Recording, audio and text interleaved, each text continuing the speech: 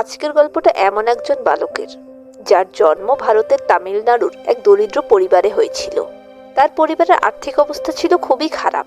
এতটাই খারাপ ছিল যে ছোটবেলায় তাকে বিভিন্ন কাজ করে সংসারের খরচে সাহায্য করতে হতো। কিন্তু পড়াশোনার প্রতি ছিল তার খুবই আগ্রহ। শত দরিদ্রতা ও বাধার মধ্যেও তিনি পড়াশোনা চালিয়ে গেছেন এবং স্নাতক পাশ করেছেন।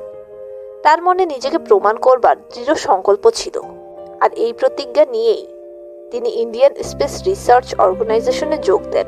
তিনি ভারতের প্রথম কৃত্রিম উপগ্রহ উৎক্ষেপণ প্রকল্পে অক্লান্ত পরিশ্রম করেন, কিন্তু এই পরীক্ষামূলক উৎক্ষেপণ ছিল সম্পূর্ণ ব্যর্থ।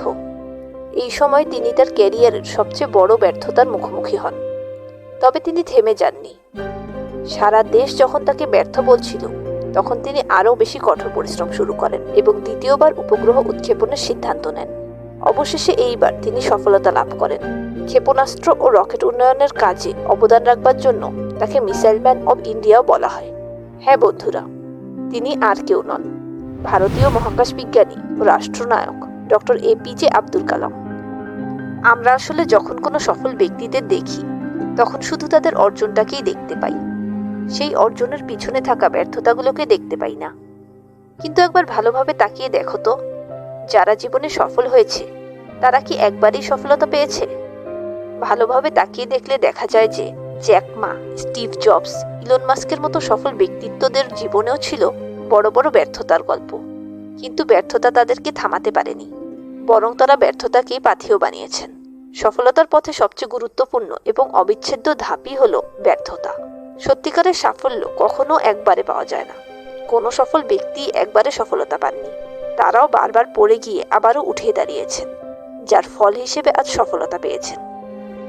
এই কথাটা হয়তো তোমরা সকলেই জানো যে রাতের অন্ধকার যত গভীরই হোক না কেন, তা নতুন সকাল হতে থামাতে পারে না, ভোরের সূর্যকে কিরণ ছড়াতে আটকাতে পারে না। হয়তো আজ তুমি ব্যর্থ, এই সময় তুমি কষ্ট, লজ্জা ও হতাশা অনুভব করছো। জীবনে হাল ধরে রাখার মতো ইচ্ছে শক্তিটুকুও হারিয়ে ফেলেছ। কিন্তু একটা কথা সবসময় মনে রাখবে, যে ব্যর্থতার এই সময়টাই তোমার প্রস্তুতির সময়। এই সময় তোমাকে মানসিকভাবে শক্ত করে তোলে। যদি এই সময় তুমি ধৈর্য ও অধ্যবসায়ের গুণ অর্জন করতে পারো, তবেই জীবনের সকল চ্যালেঞ্জকে মোকাবিলা করতে পারবে। ব্যর্থতা কষ্টকর হলেও তা আমাদের দৃষ্টিভঙ্গিতে পরিবর্তন আনে, আমাদেরকে নতুন সুযোগের পথ দেখায়, চোখে আঙ্গুল দিয়ে দেখিয়ে দেয় যে আমাদের দুর্বলতাগুলো কি, কোথায় ভুল হচ্ছে, কোন পদ্ধতিগুলো কাজে আসেনি। যখন তুমি এসব বিষয় বুঝতে পারবে, তখনই তো সেগুলো ভবিষ্যতে এড়ানো তোমার জন্য সহজ হবে। তাই ব্যর্থতাকে আলিঙ্গন করে নিতে শেখো, ব্যর্থতাকে সিঁড়ি বানিয়ে এগোতে থাকো, তবেই সফলতার দেখা পাবে।